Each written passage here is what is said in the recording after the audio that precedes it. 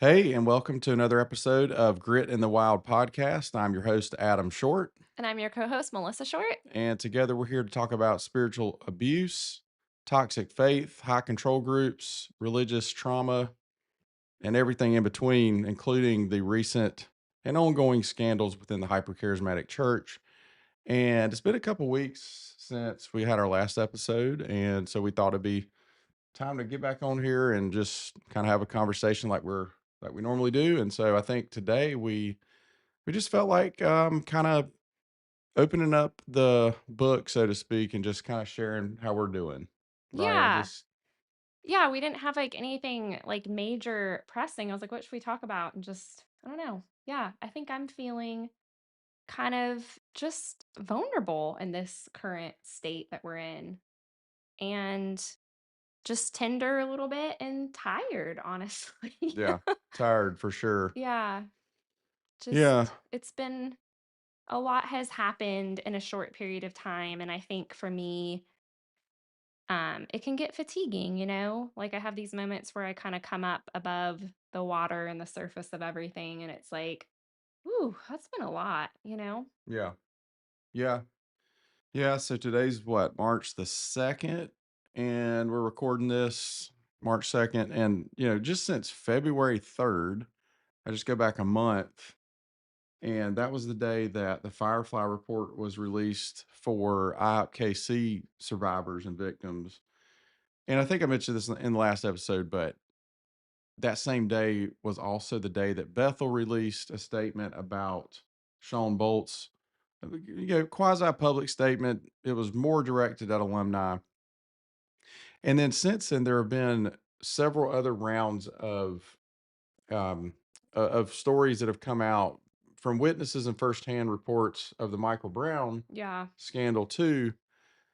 So I think, and I was sharing this on the open spaces the other night with Susan Tuma, that it feels like waves. It's waves. It's not just waves of the external circumstances, right? Like each layer of additional victims come forward and share their story, or you have an independent investigator releases their report, or you have like audio that was released last week by Joel Richardson calling out Michael Brown, which I really appreciate Joel's straightforwardness so much. But like all of that kind of stuff happening externally, events and unfoldings, as it were. But then internally, all of the waves happen too, Yeah. right? So, you've got the gamut. You've got the grief, you've got the loneliness, you've got the pain, and then you've got occasional glimmers of hope. At least I can speak for myself, where you feel like, wow, okay, maybe this thing is moving forward in the right direction here and there. Like very, Yeah. very sparsely, I might add, but you've got just the melange of emotions that happen, along the way. So I don't know. I don't really have like a specific, you know, one emotion or state that I want to focus on, but I just feel like I'm feeling like all of the different things. Sometimes not all at once, but like definitely within a day's time, I feel like I can go through the gamut. How about you? Yeah, I definitely connect with like the different emotions. I think grief is a big one that I've identified. Like, right, just with all the different stories. And then just, right, we're still healing personally, like our own healing process. And then you add, like, I think all of these things coming out has, in a way, like you're going along healing from your own religious trauma and spiritual abuse.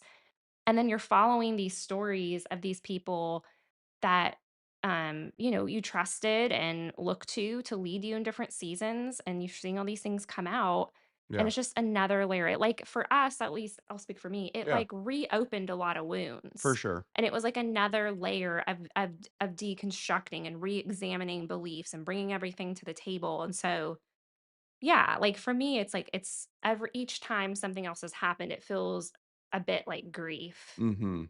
And then just, right, holding your own stuff, like, holding your own stuff and then holding the collective stuff of the Mhm. greater church, right? Because we all feel that, like, for those of us or even if you don't consider yourself a Christian, right? Even if you were a part of this environment, Yeah. like, there's a collective grief Right. when you've lost something, and I think, like, I'm so aware of how much I've lost not only, like, in church and ministry in regards to our faith life, like, even though we're still Christians and we still believe in God, like, so many elements of our faith life Mhm. and church and all of that community has been lost, and it's been something we've had to grieve and continue to grieve, and then it's Yeah. like this stuff is just more and more and more, and then you're, like, hearing stories of other people, and so, yeah, I guess all that to say it is a lot to hold, Yeah. and I think it's important, like, for me, like, taking moments to, like, catch my breath and just feel the weight of that and feel the emotions with that Mm. and just sit with it, like, really, like and sit with it in that, like, yeah, just allowing yourself to feel grief, feel sadness, Yeah. and kinda connect with that. Yeah. Yeah. Yeah, and I think, I can go back in time, what, maybe 3 years. I remember a specific time in my life before these scandals sort of were forefront as they are now, but still very much in the deconstruction journey, for a long time now. But I was just thinking, was it like 3 or 4 years ago? I remember you and I would sit down and you would, kind of probe me for how are you feeling, and I was like trying to get in touch with a lot of the grief, but there was a point that I wouldn't go any further. Yeah. And I would just and it wasn't because I was trying to avoid it as far as I know. Now, maybe I was, but it's like I wasn't trying to avoid this. It was like my whole system would shut down and I wouldn't be able to go any further. Like Yeah. she does trauma work and parts work with internal family systems, and so she would help me. I mean, I've had a therapist for a good while now, but she was kind of like my, you know, second therapist because she's my wife, right? And so, like, I highly recommend the integrative work around IFS, which is internal family systems. Of course, you know way more about it than I do, but I just remember being at a dead end so many times with that. Now, I will say I'm actually able to sit with it. I'm Yeah. actually able now, does that mean that there aren't times where I do wanna shut it off? Absolutely. This week, I had a night like that where I just felt like, "Oh my god. This feels like I am carrying around a boulder." But it's not like a weight you I don't know how to describe it. It's not a weight you're carrying on you, it's like a weight in you. Yeah. And, anybody who's been through grief, like intense grief, you understand what I'm talking about. Um, I don't have a point to this other than I'm just It's trying to okay. unpack my Yeah. experience and that I wanna, like, pat myself on the back because I'm now at a place where I can sit with a lot of that grief. Yeah. You know what I mean? So to me, that's progress. Yeah, I was gonna say that, like, I love, like, just tracking. We both have kind of been on this journey together and tracking with your journey. And I remember what you were talking about. Like, that was hard. Like, you would know something was going on and we'd try to engage. And it was like your protective parts Yeah, were like, there you go. I'm not going any further. And I think I just want to say like that, like, I think that, right, healing's not linear. It's not this like straight line. And I think again, our body and our nervous system is so wise that your body knew, like, this is as far as I actually am able to go right now. And it doesn't mean that there was anything wrong with you Right. or that you were resisting. It was just your body wasn't ready. And I think Yeah. what's been beautiful is to observe, right, like the process unfolding naturally and in the way that your body wanted to. And then, Yeah. like you're saying, like now you feel ready. Now it is okay to hold it. So I Mhm. think it's okay if it feels like a lot. Like if you're listening and you're like, it does feel like too much. Like I think our bodies really know the timing of when it's okay to process certain things. And so I think sometimes like we look at avoidance, we're like, oh, that's so bad. I mean, we don't want to avoid our whole lives. But I think too, if you're engaging in your healing, like it's okay if it's slow. It's okay if you don't feel ready to engage certain parts or even like engage collectively, right? Like if you're in your own healing Yeah. process, like, it can feel a lot to hold space for other people's stories, like, Yeah. that takes a work, right, like, within ourselves too, to really be Definitely. able to, like, if you're in your own grief and your own pain and your own trauma, trying to, like, have room for somebody else's too. So Yeah. I think that's okay Normal. to, Yeah. like, know that that's, like, it's okay to not be there yet, and it's okay to let it unfold how it needs to. And which, if you think about what you just said, it's okay to be there, or what did you say? It's okay to not be there yet. Is that what you said? Yeah, yeah, So contrast that, and I'm just realizing that as you said that is such a contrast to what we were in, what was pumped into us in the hyper charismatic churches. yes. Oh Think my just gosh. let's just talk about that for a minute. Okay, Good segue. yeah, you got mission, which is paramount, right? You got mission, whether the mission was 24/7 prayer like it was at IHOP, or at Bethel, the mission was, you know, world revival at basically at all costs. Yeah, Okay. So let me see if I can articulate this. There is an end goal in the mission, right? There was an end goal in 24/7 prayer. There is an end goal, I think, that's taught by Bethel, which is worldwide revival and the seven mountains being conquered, yeah, right? yeah, So the influence of the kingdom is actually being exerted upon those seven mountains. Okay. That is an end goal. That is actually an end goal, although it is probably impossible to know whether you ever hit that end goal, right? Because when do you get to enough 24/7 prayer?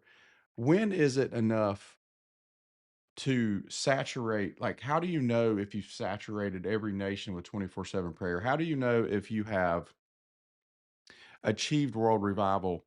You know, so contrast that with what you just said, which is each of us in our personal journey now trying to heal from a lot of the harm and the toxicity of these movements. You said it's okay if we're not there yet. And yeah, so let yeah, me push that further and say it's actually normal to not be there yet, because back to our previous episode, the title of our episode was There's No Pot of Gold at the end of the yeah, rainbow. Because so being whatever there is an elusive, unattainable impossibility. yeah. And this goes back to, like, process and slowness. And we are, like, especially in the hyper charismatic movement, it's so performative, like Yeah. performance based Christianity.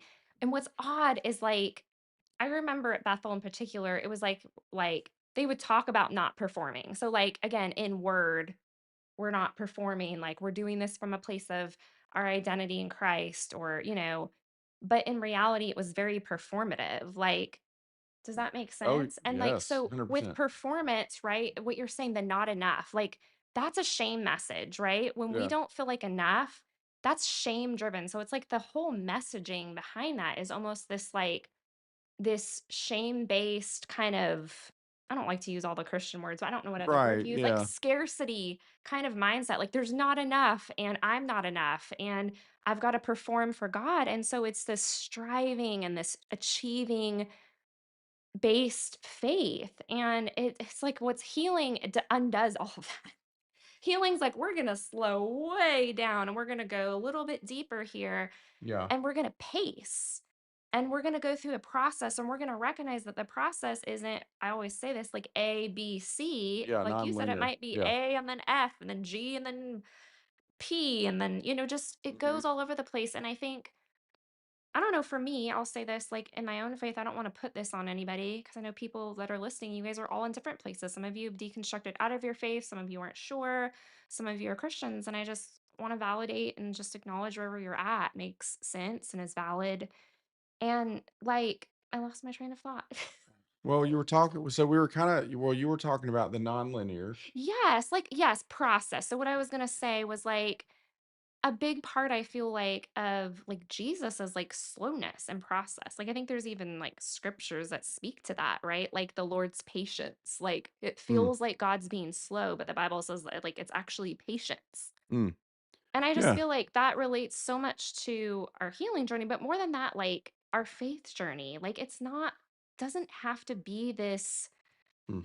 fast-paced, forceful, result-oriented thing. Like, fruit doesn't always look like success. Like, sometimes it's just right? Like, I don't know.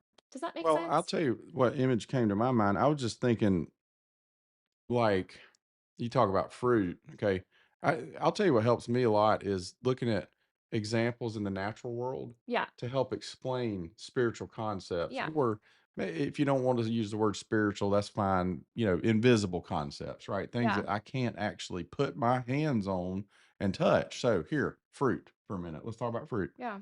And you can apply this, I think, to any fruit, um, whether you're in the business world, you're in the whatever world, education, you name it. So the image that came to mind was actually back here behind our house. There's like 50 acres that we get to use and run around, and our son runs down there and goes to the pond and catches frogs. So I was thinking about those briars down there. With the Those lemon ball things? Yeah, Yeah. yeah. So we've got these. So if y'all aren't from the South, so briars are Yes, tell thorny, them what briars are. except these are briars on steroids. So they're thorny, nasty plants. And I grew up around here in the Carolinas, and I had never run across these things until we built our house. And you go back there, and there's like tons of these, and they can be 10 feet tall. And these thorns are every bit of 2 inches and plus, Yeah. right? Yeah. But every year, and I remember when our son was what, 3, Yeah, 2 we'd and go 3. down there, bring a bucket, and these fruits would come up on these thorn bushes. They're not even bushes, they're almost as big as trees. Like the trunks could be a few inches in diameter. And they're pretty. Like they look like an orange. But and I was just kind of curious, like, what is this thing? This is like, it looks like a tropical fruit, but it's growing on this god awful briar. Thorny, Yeah. yeah. So you cut it open, there's all these seeds that come out, and that's how it propagates. There's all these seeds go everywhere, and it creates more. So that's the image that I was thinking of when you're talking about fruit. So think about it. All that to say this: back here in the woods, while we're just going through our life, through our busy life, going to work, raising our son, whatever, those bushes are back there creating fruit. Yeah. Okay. Nobody is making any fanfare about it. Right. Nobody is clapping for it. Nobody is counting how many fruits show up on those bushes, right? It's just every year they produce just like clockwork. And then they fall Yeah. down to the ground and they create more plants. That fruit back there is bad fruit. Yeah. It's a toxic fruit that will harm you if you eat it.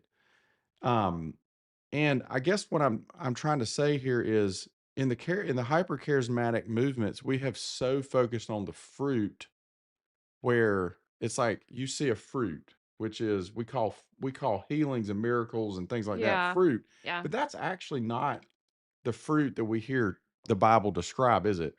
The Yeah. fruit that we hear about in the Bible, the fruit of the Spirit, I'm thinking about in Galatians 5, right? If I remember the right passage, is the fruit of the Spirit is love, joy, peace. What else? Loving kindness, Patience, patience, kindness, goodness, all that gentleness. Yeah. stuff. Self-control. And then at the end, it says, against such things there is no law, I believe is how it's Yeah. written. Well, so if you notice that what's not listed in there is our signs and wonders. Yeah. Or So, revival. right. So I guess 2 points from that. One, fruit's going to happen because that just naturally Yeah. happens, right? So we're just going to have fruit. Number two, look at what kind of fruit it is. And just because it's a pretty looking fruit doesn't mean it's the real deal.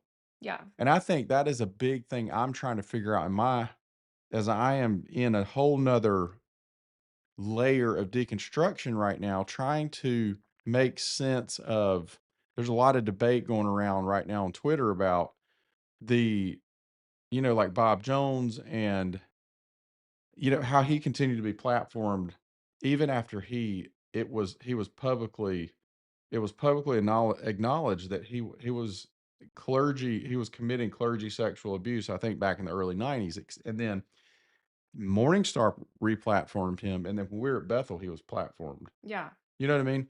And so you're trying to parse out, and at least I'm trying to parse out Was anything in this man's life, Bob Jones, and then some of these others like Paul Kane and just there's the list goes on of all these guys, these prophetic people, these supernatural, supposedly supernatural, whatever, whoop-de-doo people. What or not what, but how much of this was real? How much was fake? How much of it was neither? And that is a hard one to figure out. I don't have the answer.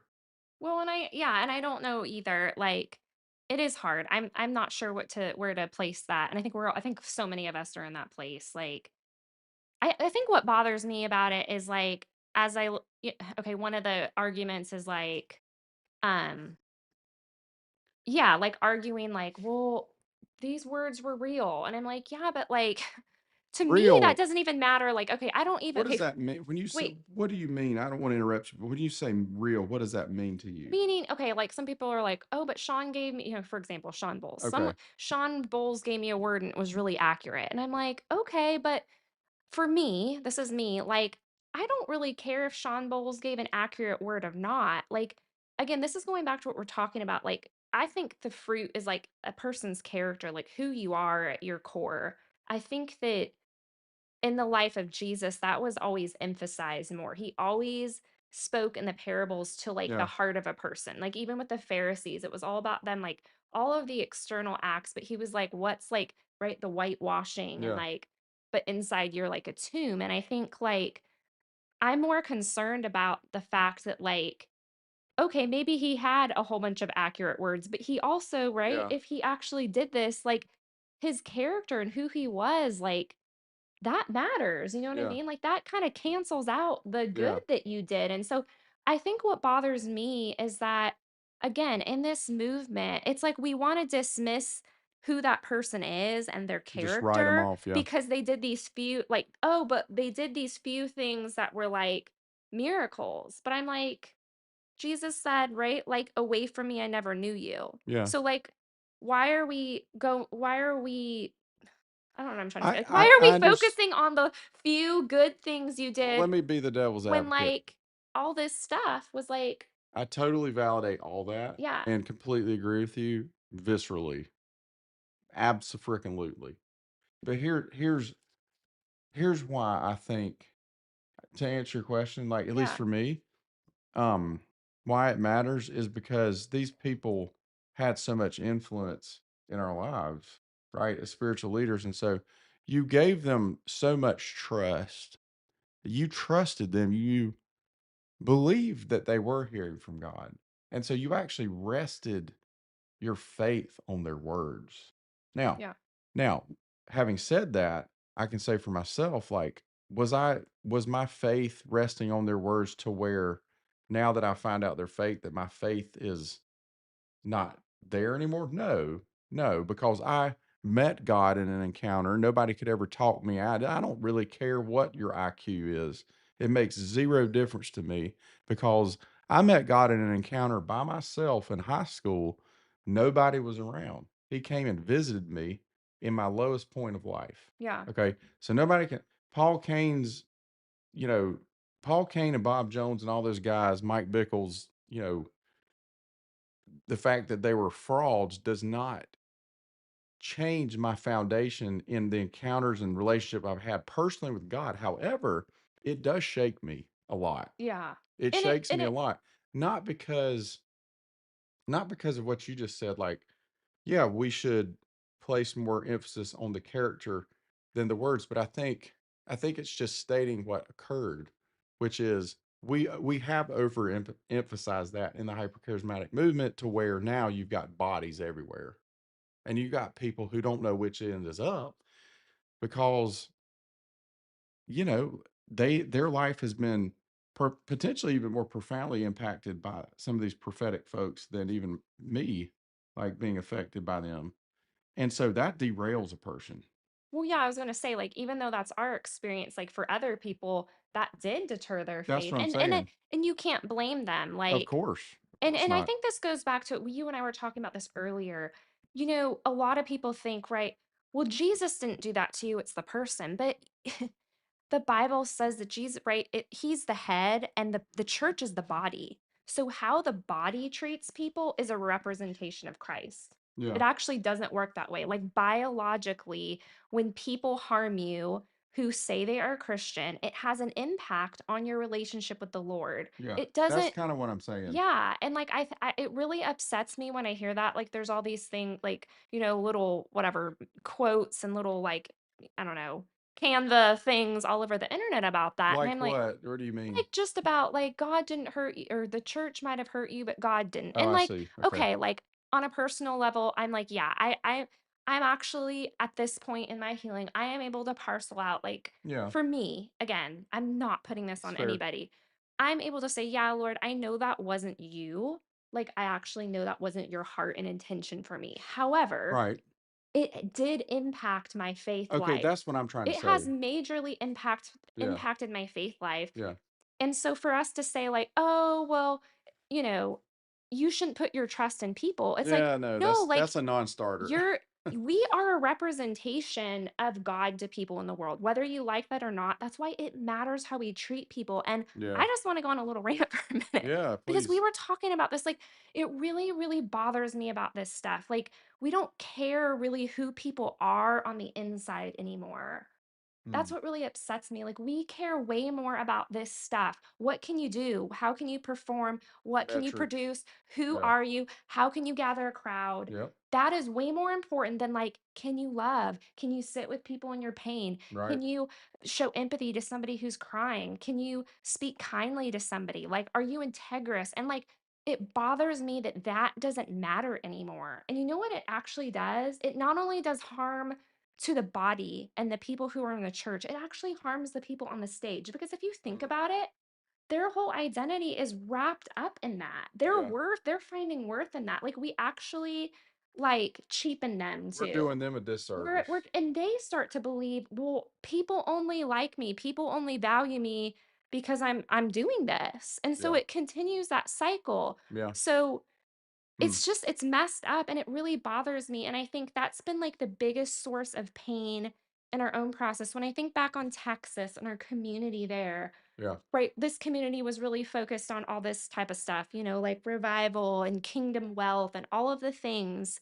Right. but yet I never experienced such a lack of kindness and care in my whole You're life. telling Like, me. I never experienced such a lack of love among Christians. I've never experienced Hmm. the level of harm and mistreatment from people who claim to know God. Oh my I gosh. felt like completely disposed of, Dude. disregarded, disrespected, Used up. uncared for, used up. Yeah. And, like, I'm really upset about that. And, like, I could go on and on about this, but even as recently, like, I kind of took a risk to step back into kind of a Christian space that I felt like was maybe going to be a healing experience. And Yeah. while there have been really wonderful, supportive, amazing people in that space, I also experienced a re traumatization. Like, it was extremely painful for me Hmm. to go back in a space even after I've healed, even Yeah. after I've done all this work to, like, know who I am and feel more confident, and just bam, like, Yeah. and I'm like, wow, like the and I don't like, that sounds really bad, but I'm like, No, I don't it think so. shows that we're not emphasizing this stuff that really matters. We're not sitting with people in the pain. We're not, like, tending to hearts. Right. And it doesn't build community. So, like, you can have all the revival and the numbers and the Yeah. prayer meetings and all the money you want, but if we can't sit with people who are in pain, if we can't treat people well, what are we even doing? What's the What point? is the point? Like, Yeah. that's how I feel right now.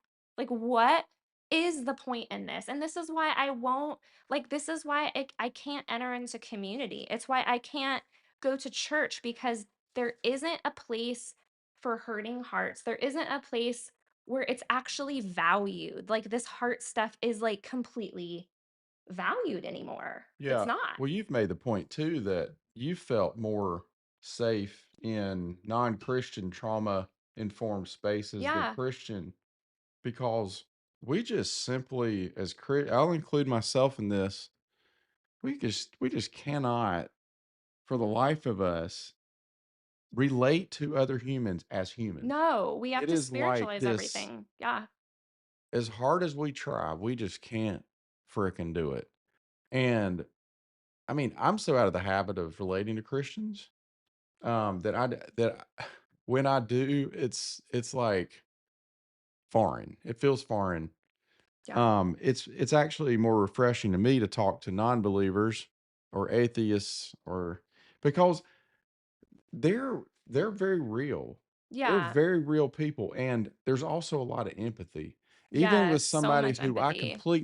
I might completely disagree with on politics Yeah. or uh, economic theory or whatever it is, intellectually, you could totally disagree with that person, Yeah. but they have empathy. Yeah. Okay, I don't really care what you believe. If you've got empathy as a human, I can connect with you. And then conversely, if I can set aside my dogmatic convictions about whatever subject and have empathy towards you as a person, Yes, that's such a then good I point. think we can probably play ball in this world. But Totally. unless and until we can do that, you're right.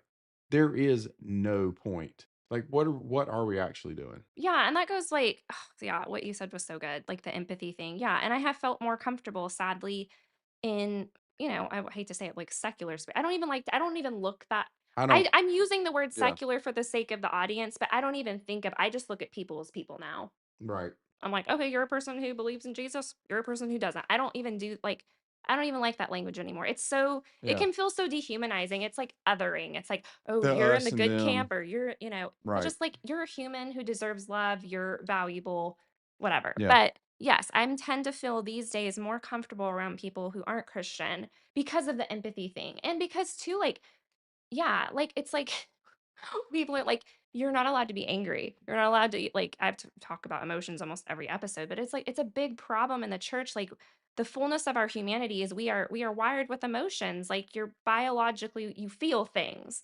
And we're told those things are bad things to feel. There's no emotions that are bad. But Mhm. we're like when you tell people if you feel an emotion that it's you're opening a door to the demonic, like people are going to be terrified to feel anything. Right, So or just repress. but that's what's refreshing about outside of some of these Christian spaces is, like, you can actually just come as yourself. Like, you're actually more welcomed as yourself, which Mhm. is sad. But you Yeah. brought up another good point. We were talking about that, like, if you're able to have empathy, which is the ability to see something from somebody else's perspective. We're Mm. really not that great at that in the No. church, like, because of the narrow, like, beliefs that we're taught. We're not taught right how to think for ourselves Right. or how to consider other options, and I feel like this is such a big problem, like, sitting with discomfort, you know?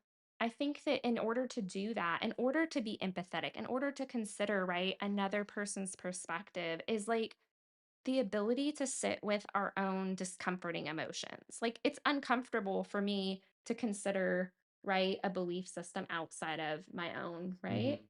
Like, Yeah. there's gonna be a discomfort or fear that might come up in me. Yeah. So that's hard to do. Yeah, it is hard because we I think naturally we as humans probably gravitate towards people who are like us, Yeah. like whether it be socioeconomic status or you gravitate towards other people in the same profession or career because there's commonality. And then in our case, with the hypercharismatic movement, we have associated with many others who have, and really, I think deep down, it is the commonality has been people who are unsatisfied with the status quo. If you think about it, if you just take a little quick look at people that we've rubbed shoulders with over the years, great people, just like us who have been in these movements. And I would say the common theme is everybody wanted something more in life than what they had, which is, I think, a beautiful thing. You mean in the charismatic Right, movement that we've in yeah. the charismatic group or Mm. charismatic church. So I guess getting back to it's normal humanity to gravitate towards people that are like you. Yes, You know totally. what I mean? Yeah. But on the flip side, like you said, that also can, a strength can be a weakness as well, which is, you can gravitate towards so many people that are like you that you also in the process it's almost like you set aside and don't consider all of these other people who have a totally different perspective or life understanding or belief system. Can I say something about that? Like, Yeah, it made me think of this, like, what we avoid becomes even more uncomfortable, like, with avoidance. So, for example, it made me think of this, like, right, in the church, we're taught, like, unbelievers, right? Like, people who don't believe in Christ, we're kinda like they're kind of like, "Oh," you know? yeah, And what comes with that is a fear. So there's, like, yeah, an avoidance, like, "Oh, unbelievers, I gotta stick to my people that are like me." hmm But what happens is the more you like, completely separate yourself from people who aren't like you, the avoidance of that, it's more uncomfortable to yeah. engage. Because don't you Yeah. become more distant. You don't interact with them, Yeah. so you almost develop this image of who people are, but you actually don't know how they are because you Yes. haven't spent time with them. Yes. And so, and then you look at where we are in the United States, we're so polarized right Oh, now around yes. politics, So glad you which brought that I up. will not touch whatsoever on that. However, I will say this: we are so polarized, and the us versus them makes So its bad. way out into the public sphere and the public square, where, like, no matter where you stand on the political thing, just as soon as you run across somebody who has a different output, or I'm not output, outlook, you may not have even interacted with many people like that in that camp, but you've already made an assumption about them. I'm just saying you generally. I don't know. I'm not talking about any specific people right now. I'm just saying generally. And you've already made your opinion about that group, whoever those people are, without even interacting with them. Does that make sense? Yeah. Well, and I It's think like yeah. preemptive. Um, I don't know what you would call that. I don't even know if there's a word for that. There probably is. I think there is, Yeah. but I can't think of it. No, I'm so glad you brought that up. And yeah, we like to kind of stay out of politics just because it is completely divisive. Like, we have our opinions and we vote. But I think I will say this. Like, I've been very sad, and yeah, very sad how politics has come into the church in the way that it has. Yeah. I'll just say that. And here's what's really odd for me where I'm at now, because I've kind of had my own journey with politics, Mhm. and I'm more able at this point in time with my healing, because the more healing you experience, like, you're more flexible in your nervous system, which means you actually That's can cool. be objective. You actually are not black and white thinking is like, my side's good, your side's Yeah, it's evil. like, what is that? The, That's lizard brain that yeah, does it's that? Yeah. very black and white. So again, and this is a touchy subject, but I'm just saying, like, objectivity, right? Like, a healthy nervous system is able to be like, okay, well, let me just look at the facts and let me use my critical thinking and let me come to my own conclusions. And I was telling Adam, like, it's crazy. Like, I go on Twitter and following people on both sides of the aisle. Yeah. I'm like, oh my gosh, like, you read this and it's like, wow, like, that's very convincing. And then read this, wow, that's very convincing. It's like you've got these two polar opposites. And it makes me sad because yeah, it's weaponized against each other. They're so some of the examples are so extreme. Mhm. And it's not just in politics, it's in the church too. It's we're unable to hold objectivity and look at facts, and we other people. Yeah. You're on that side, I'm on this side. You're good or bad, or I'm good and you're bad, whatever. Like, and it's sad. It's what it's doesn't create connection when we can't. And I think some of this, I'm kind of going on rant too, That's fine. Go ahead. some of it, like, I think is social media related. Like, you think about when you have conversations in person, we're much more kind to people, like, in person that are Well, some different to people are. some people. Most people I Yeah, think are, probably like, so.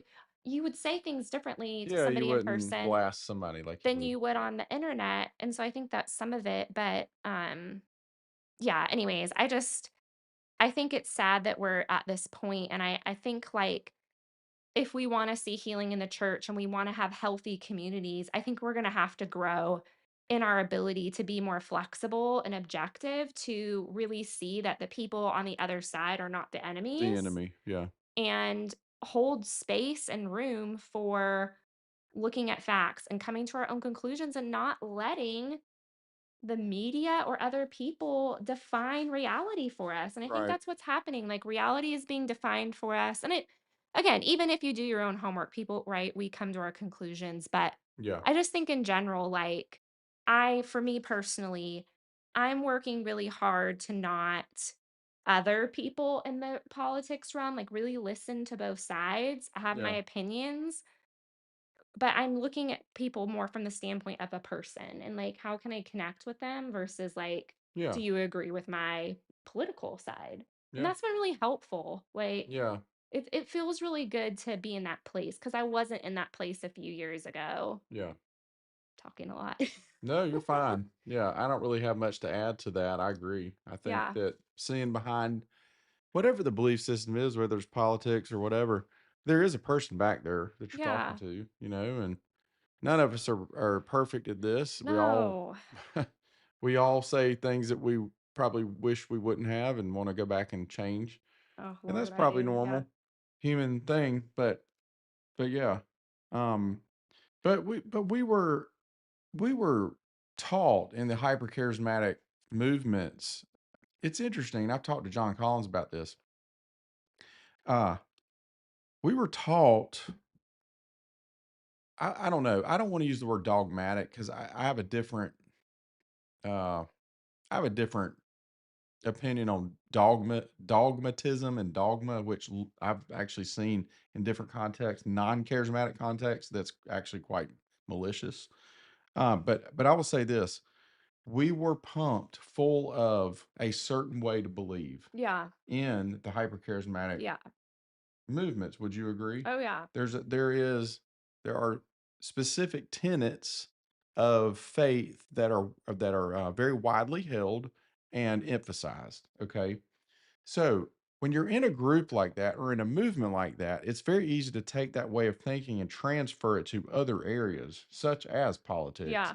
or I don't know. I can't think of another example right now, but it's very easy to superimpose that to where you begin to live in this, or not live, you begin to think that you're in this um world where everything is black and white Yeah. and there's no gray area, and you happen to have the right answers about everything, which that's actually kind of scary place to be Yeah. if you think about it.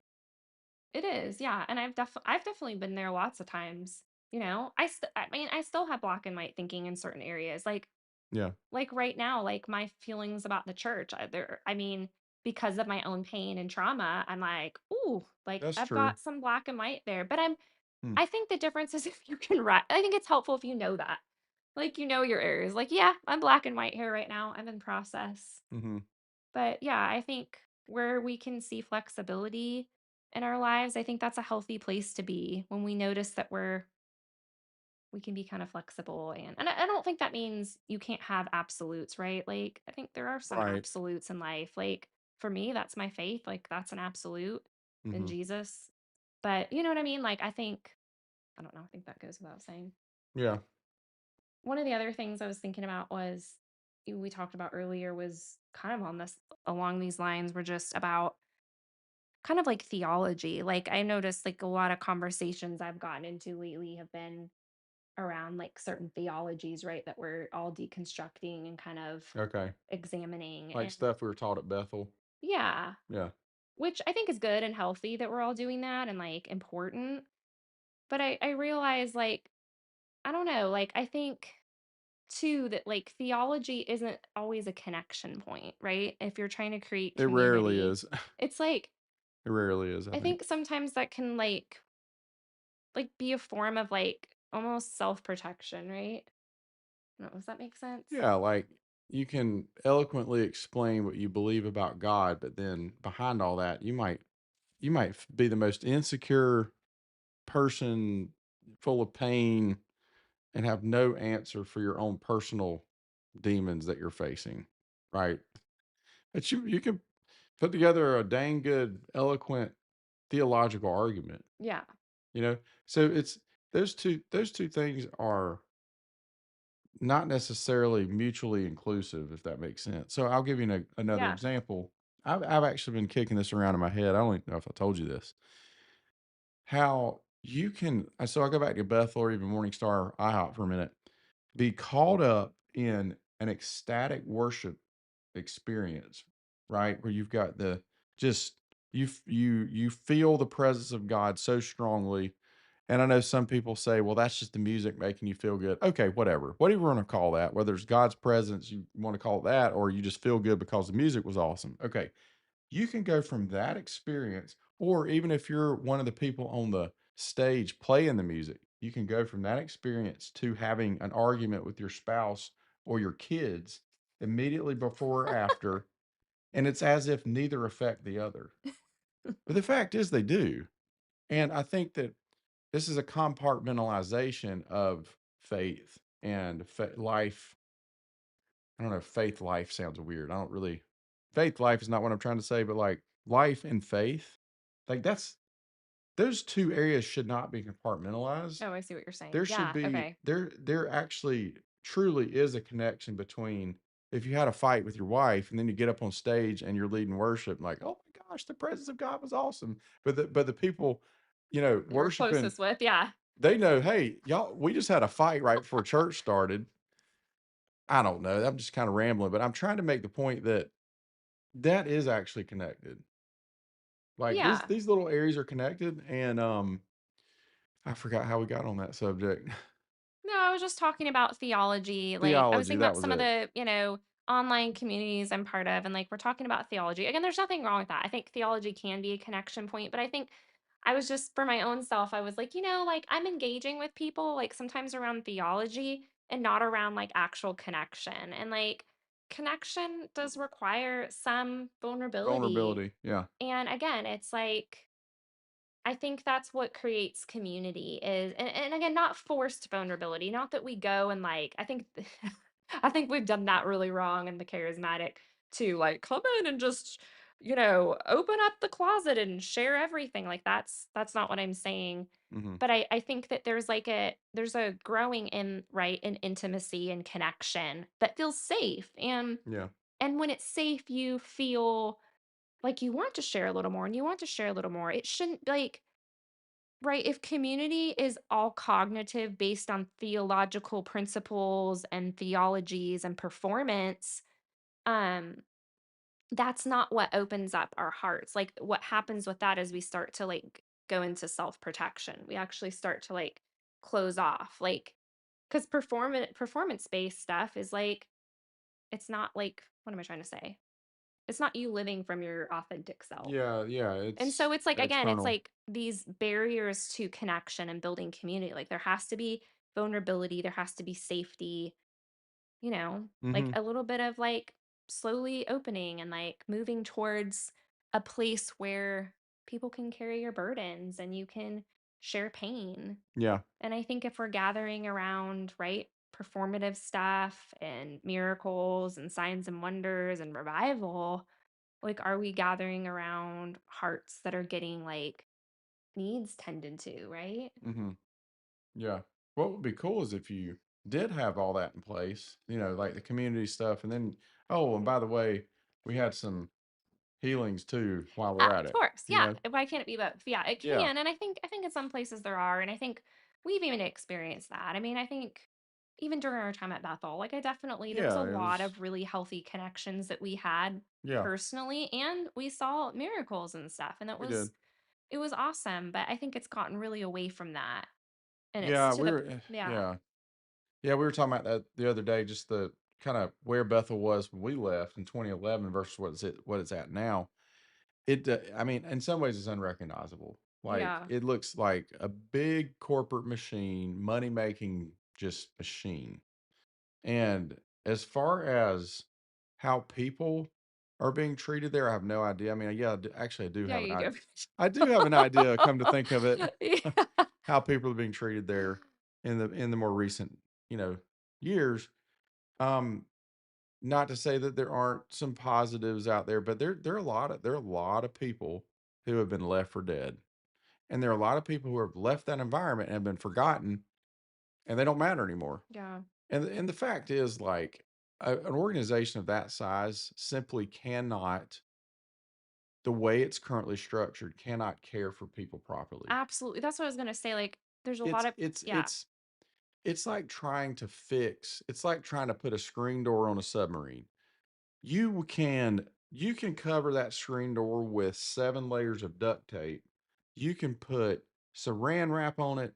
You can put plastic Tupperware on that screen door, but it is not going to keep the water from coming into the submarine. And the problem isn't to put a band-aid on the structure. The Yeah. problem is to let the structure melt down, and let's get back to what the structure should be, Yeah, which is exactly. actually very flat and Yeah. not a pyramid.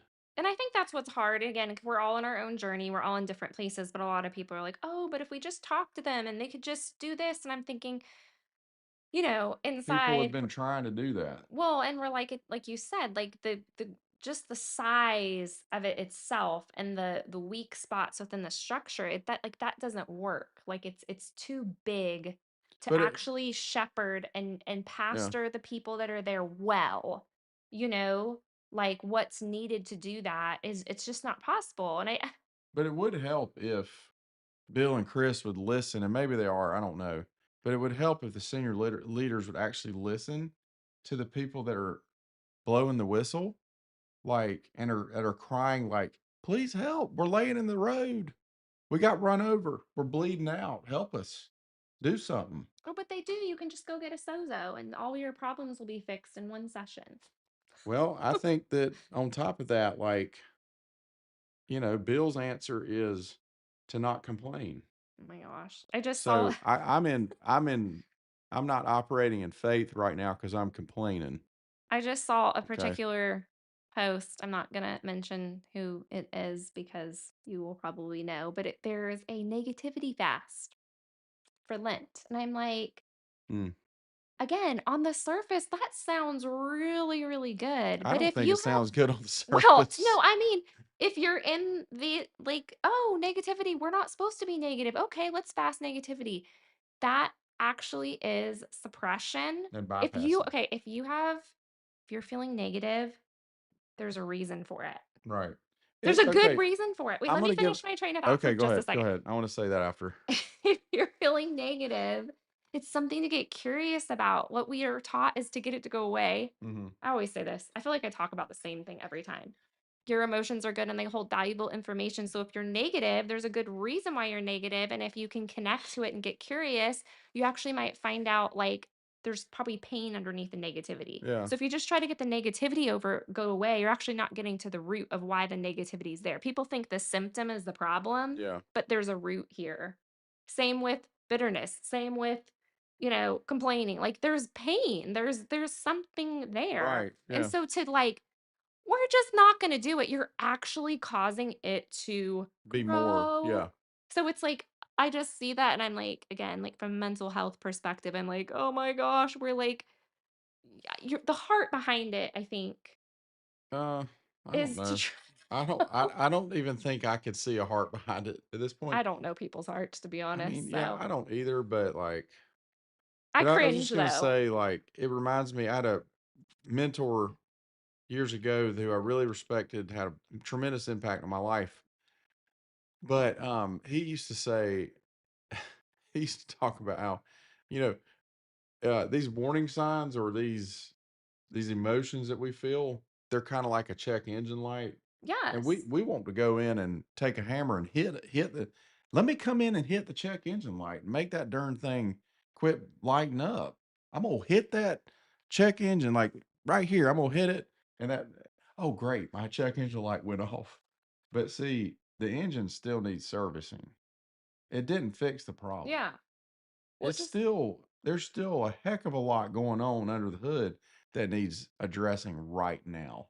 well, yeah, and what happens is you bang the engine light and it breaks and you think you fixed it, but it's going to come out as rage, it's going to come out as anxiety, it's going to come out as depression. So your fasting negativity is going to come out as rumination in your thoughts, panic attack. Like Yeah. it has to go somewhere. It's meant to like Yeah. be processed and move through. So it's like yeah, and it's just I want to, my heart and desire is like, can we create a community where that's allowed? Like, Mhm. I think about again the Psalms. I love the Psalms because I'm like the dude complained all the time, and I really relate to him. He was mad and he was angry, and I really get David like Yeah. in that regard. Not the Not the other not stuff. the way that David's used to. By Mike Yeah, Bickle. Yeah, I no, know.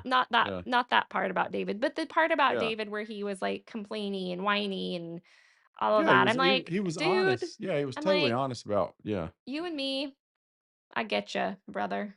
Mhm. Yeah, we're not gonna replicate, No, not that part, not that part. But no, but, like, I yeah. appreciate that, like, it's actually in the Bible, people complaining and Right. That's what I said that angry. last time, like, when Bill put up that thing about how did it go? Complaining is a lack of faith or something. I'm like, dude, there's so much complaining in the Bible. Oh, yeah. Lord, there's so much. Um, oh man, this gets me riled up Yeah, it because got me a little riled up too. That's a hot button, like, yeah, the denial of, emotions and I think that honestly, I was talking to somebody about this the other week or something about Thomas. What everybody calls him Doubting Thomas, you oh, know? yeah. Yeah. Everybody gives him a bad rap because he wanted to actually see Jesus's hands and his side. He wanted to Yeah. stick his fingers in that wound, which is gross, by the way. I would never want to do that. Um, but he wanted to touch Jesus's wounds and see it for his eyes, or with his eyes, and he said, "Unless I see it, and with my own eyes, I won't believe." And of course, we took that verse in Protestantism and we spun it around and we bashed Thomas. But you know what? I think Thomas is one of the heroes of the faith. Oh my gosh, I love that story. And we call him Doubting Thomas, but like, isn't that faith though? Like, Yes. you actually he wrestled with. I don't actually know if this is the Son of God. I need some verification here. You know, Yeah. and this relates to the conversation I've been having with John Collins over the past several months about verification of miracles, Yeah. verification of healings. And like there was sort of this subconscious belief system that if you were to seek to verify a miracle with a doctor verified like x-ray or MRI or whatever it is, blood work, then that's a lack of faith. But do you realize how actually that is an expression of faith? Yeah. Because you were going to seek out the truth of the matter. And Thomas did that. He went in and he wanted to seek out the truth. Did this actually happen to him? Is he who he said he was? No, I it's so funny you said that because I just put up a Facebook post about this. I talked about Thomas and I talked about Peter. Those are my 2 favorite stories. I same thing, like, if you look at the Bible, there's no reference of them calling him Doubting Thomas, like, some pastor made that up, and it's not true. I Hmm, actually think that the story of Thomas is actually one of the most beautiful pictures of the kindness and tenderness hmm, and care of Jesus towards a doubting hmm, believer. mhm, And I think even with, Peter, I talked about when Peter saw Jesus on the water, he's like, "Lord, is that you?" And he's like, "Come out to me." mhm. He was drowning, right? And then God like grabbed his hand and but I thought about that and like Jesus could have not grabbed his hand and been like, "You're good, you won't drown, keep going, buddy." Or you don't have enough faith. But he didn't do that. Like he Yeah. reached out. And same with Thomas. He showed up to him and showed him the scars. And I think it's such a beautiful picture of how God treats us, like those of us who doubt or Mm. have Which we all questions, do. which we're told the opposite of that. Like we are shamed when we have doubt. We are shamed when we have questions. We are shamed when we, right, aren't sure if we believe something in the Bible or like struggling to or not, like, Mm, and I think that those are examples of how, like Jesus like met people where they were and they wrestled and they struggled and they in their faith. And I really, really love those it's examples. yeah, me too. It's so Yeah. encouraging, especially through this process of where there's so much of that in this deconstruction. Yeah. There's so many questions. There's so much doubt. There's so much I'm not sure anymore, Lord, about so much. And so to like, I don't know, when I read those stories, they're like super encouraging, Mm, especially in this season. yeah. I'm glad we talked about that. Yeah. That was I feel like yeah. there's more with that. I'm like, Yeah. I don't know. Where should we go? Yeah, I don't know either. I think just and we kind of say this every time, but giving yourself permission to do just that. Whatever that looks like in your situation. I know I'm thinking about that in my life, like, hmm, the things I'm wrestling through Yeah. about, you hear people now when I hear somebody say, well, I had an encounter with God, I'm like, I want to actually ask God about it. Like, was that you? I mean, that seems kind of like a dumb no brainer, but like, trust but verify kind of thing. Yeah. I don't want to just take, and I mean, I don't want to not take it either, but I also want to take it with some verification. Yeah, I like there's want, some healthy skepticism that's like okay. Like it's okay to now, right? To have some skepticism I and mean, ask questions. to be fair, most of the time I don't even believe it nowadays. Like if somebody says God told me, I'm just like I completely tune out. I'm like, no, I don't think God told you. We should talk about that for a second. Okay. That's something that we're told a lot in these Yeah. our prophetic movements, like God says, God told me, God, blah, blah, blah. But Yeah. I've completely moved away from that. Like, for a lot of reasons, realizing like how much harm that does. Like, So much. what if you hear God wrong, which we We do, all do. and Or you've told somebody God said, like, so I'm like, mm, I just started to say, I think, or I'm sensing or feeling this, and leave God out of it. If that person wants to take that as God's, they can, but I feel like that's something I've been more cautious about. Like that, those are really hefty words that can do, I think, a yeah, lot of damage. And I'm not saying I think there's a place for that, right? But like I think that for me, realizing how much damage the prophetic movement and using God's name yeah, for things when we can totally hear wrong. We only see in part, right? Like I don't use those words anymore. ditto. And that feels really good because it's taking the pressure off me. Like, I don't need to be a voice piece for God. Like, God Right. is capable Right. of confirming and speaking things Yeah. for himself to people. Yeah.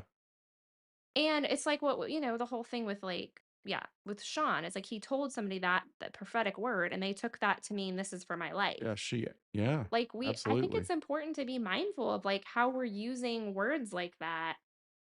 I don't even feel comfortable with saying, and I don't know if I think I haven't said this in years, but like, I feel like the Lord blank. Oh, yeah. I like Yeah. when that sounds icky to me. I Well, and half don't, the time it's not the I, Lord, it's I that don't, person's opinion. yeah, I don't want that. I don't want to have Me either. that in my life. I don't want Totally. to hear from people who say that Oh, or yeah. anything. Like it just feels yucky to me. Totally yucky. So, I think it's like, important. Yeah. these are the areas where the manipulative hooks gain Yeah. entry. Yes. Okay. And it is the exploitation of a person's legitimate hunger for God. That's where the hook gets in. And then bam, next thing you know, you're hooked. You're down the line for a couple few years and you've actually been spiritually manipulated. Yeah. And what's sad is like, we don't, I feel like, okay, I'm going to be like, use spiritual language here for a minute. Like, actually, I feel like there's not like a holy reverence for saying that anymore, where it's almost like we were taught that, like, All the time. I can just say whatever I want in God's name. I can prophesy and say whatever I want and say that it's God. And there's like,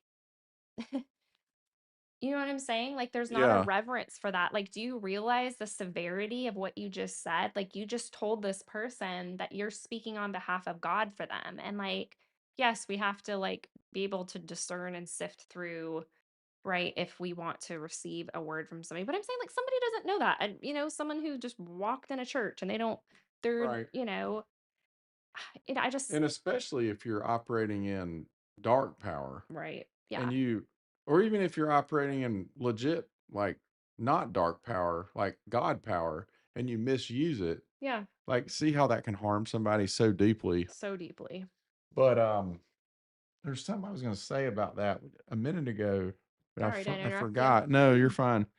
I forgot now, but Well, I we're hope it got probably stuck. pretty close to an hour at this point. Oh, we're over an hour, so Maybe we should wrap. Okay. What I do you did think? feel like there was one more thing though. Okay. What was it? I don't know. It was in regards to, oh yeah, I guess that's kind of, maybe it can be a closing thought and you can add to it. I was just thinking, I was reading different blogs from people and just, so many different friends and people from past communities that are deconstructing and disentangling and reconstructing their faith, and just hearing, everybody's in such different places, Mhm. which Yeah. is normal. And I think what's hard about this is like we're not all in the same place, and we're not Yeah. all gonna land in the same place.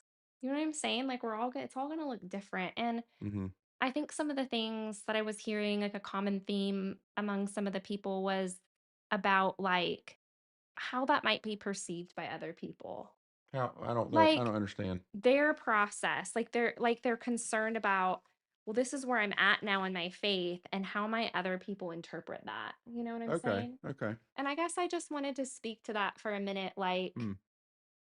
yeah, like how uncomfortable this process is. And I think we've been in it for so long Mhm. that I'm so used to people maybe perceiving, right? Like people could look at our life and think, oh my gosh, Adam and Melissa have, left the faith, or, without really knowing our Yeah. story, just a judgment, right? Like, or a perception of us, or they believe weird things, or whatever, or they've, gone off the deep end. And it's uncomfortable, but I guess I what was my point in bringing this up? Well, just I think everybody's on their own journey. Yeah, and that it's, I think too, just um yeah, because we've been in this place for a long time too, just encouraging you that like to try to just focus on where you're at, and like, and I know that can be hard how people perceive you, but to remember that you know where you're at, and Mm. like that's okay. And yeah, like again, I'm telling you something that's probably easier than done, easier said than Said than done. done, but Yeah. like kind of like detaching from what people might think of your process right now, and how people might perceive that, or how they might define that. Like it's really uncomfortable. Like it's uncomfortable at times for me knowing people that like I went to church with who, yeah, who probably perceive things about me Yeah. that aren't true. And I've just had Yeah. to learn to let that go and just really trust, like, I know where I'm at. I know my process. They don't know the pain I walked through. They don't know the trauma I've been through. They don't know what I've endured Mhm. to be in this place. Like it's a miracle where you're at, wherever you're at. Like the fact that you're here and you've gotten through what you've been through, is hard. You've been through some things. And so I guess just encouraging you to try to, yeah, detach a little bit from what others might perceive about your process, and that it's okay, and that you know where you're at. And Mm. um yeah, I just sensed as stuff I was reading and just hearing that that was like a little bit of a source of pain for people, like, Mm. and just that it's okay, and that it'll get easier. It'll get easier. Will it? It does get easier letting go of what people think about Okay. that. I see. You know what I Yeah. mean? No, I agree with you. Yeah. I remember, Especially when you've lost a lot, yeah, you know, yeah, because you're like, well, what else can I lose? yeah. I We've mean, lost so much. Yeah. yeah. Yeah. From the standpoint of community and spiritual, yeah, we've kind of lost it all there.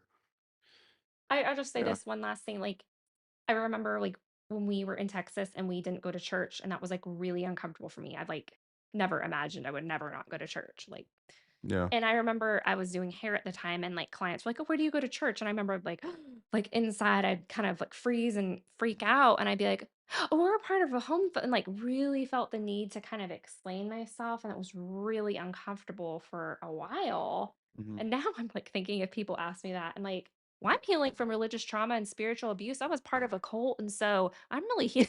Like, I would have no problem laying out the reasons why I don't feel comfortable in church now. Yeah, me You too. know? Like I doesn't even enter my mind. Like, first of all, I haven't been asked that in I don't know how long, I know. probably 10 plus years. Yeah. I just don't rub shoulders with people that would ask me that. Like, Yeah. it's kind of like saying, it's like, when's the last time somebody asked you, uh, I don't know what color the sky is. I'm not sure, Yeah. It's like such a but foreign question. yeah, But anyways, yeah, I just, that was like 14 years ago. That question was uncomfortable. And now I'm like, you know what? This is where I'm at. Mhm. But yeah, so I don't know if that, and you can take it or leave it, but yeah, your journey is your own and it Yeah. gets to be your own and no one gets to define it for you. Don't let somebody define where you're at. And Mm. like, again, whether you're a believer or not, if you are, like, God is with you. Like, there is nothing that can separate you. No part of your process or doubt or fear or questions or whatever can separate him from your process. And so I think oh, hello, thumbs up. The thumbs up. Anyways, I just wanted to say that That's good. for whatever it's Thanks worth to for anybody. yeah, thanks for adding that. I think that was important and good way to land the Yeah. plane. So we appreciate y'all being here. It was a little longer tonight, but thanks as always for being here. We do solicit your feedback, your Yeah. comments, and your thoughts. Please let us know. We do have an email address, which is gritinthewild@gmail.com. So GRITINTHEWILD@gmail.com. Or just leave us a comment. We'll do our best to reply. Thanks for being here, and we'll see you next time. Bye. Bye.